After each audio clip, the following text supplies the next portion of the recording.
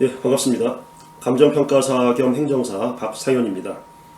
지난번 영상에서는 매년 12월 말 발표되는 표준지 공시지가의 공시 예정 가격이 산출될 때까지의 숨어있는 과정을 중심으로 설명을 드렸습니다. 이 과정에서 감정평가사들은 35가지에 이를 정도의 보고서를 써야 할 정도로 산정 과정에 심혈을 기울이고 있다는 점을 아울러 말씀드리고 싶습니다. 저 역시 2012년도부터 경기도 오산시 전체에 소재하는 표준지 공시지가 조사평가를 담당했던 경험이 있는데요. 당시 기억을 되살려서 공시 예정 가격이 발표된 이후에 표준지 공시지가가 2월 즈음에 확정적으로 결정 공시되기까지의 나머지 과정을 설명해 드리도록 하겠습니다. 매년 12월 하순이 되면은 표준지가 되는 땅을 가지신 분들에게는 감정평가사들이 열심히 조사평가한 다음 연도 1월 1일자 공시지가에 대한 예정 가격이 통지되면서 이듬해 1월 중순까지 예정 가격에 대한 의견을 제출할 수 있는 기간을 따로 부여합니다. 의견이 제출된 표준지에 대해서는 담당 감정평가사의 재검토를 거쳐서 반영 여부가 통지되는데요. 제 경험상 이 단계에서 제출된 의견이 반영되는 경우는 거의 없었습니다. 공시 예정 가격에 대한 의견 제출 사항까지 모두 검토를 완료하여 국토부에서는 감정평가사들이 조사한 표준지 공시지가에 대한 조사평가 보고서를 최종적으로 검수하는 절차를 거칩니다. 전년도 12월 공시 예정 가격 통보는 통보 전에 행한 검수는 사전 검수며 사실상 2단계에서 공시 가격이 확정되기 때문에 이듬해 1월에 하는 최종 검수에서는 큰 이슈가 없는 것이 통상적입니다. 매년 2월 중순이 되면은 언론이나 텔레비전 매체 지상에 올해 표준지 공시지가는 몇 프로 상승했다라는 제목으로 도배가 되다시피 하는데요.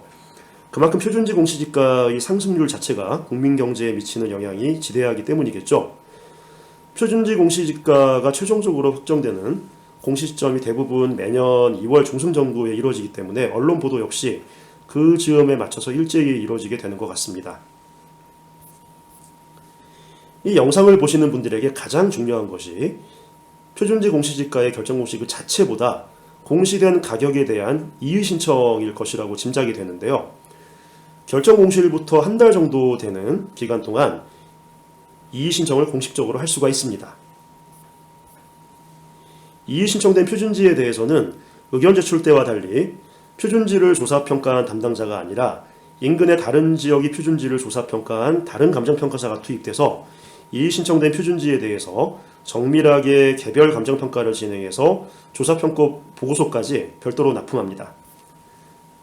따라서 이 단계에서 잘 대처하면 행정심판까지 가지 않고도 소기의 목적을 달성하시는 경우도 제법 있습니다. 만약 이의 신청했던 내용이 받아들여지게 되면 매년 4월 중순쯤에 조정된 새로 바뀐 공시지가로 정정 공시가 이루어지게 됩니다. 이상 표준지 공시지가가 결정 공시되는 과정과 결정 공시 과정에서 보장된 이의 신청 절차에 대해서 설명드려 보았습니다. 이 영상을 시청하는 분들은 대부분 표준지 공시지가에 대해서 이의를 제기하시려는 분들이 많으실 것으로 짐작이 되는데요.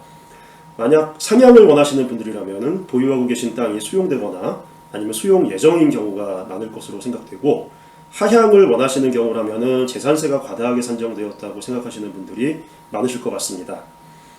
표준지 공시지가에 대한 이의 신청은 산정 과정을 정확히 이해해야 성공 가능성이 높을 것이라는 것은 누구나 어렵지 않게 예상하실 수 있을 것입니다.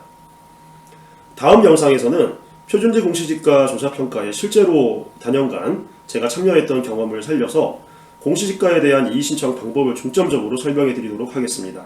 이상 감정평가사 겸 행정사 박상현이었습니다. 감사합니다.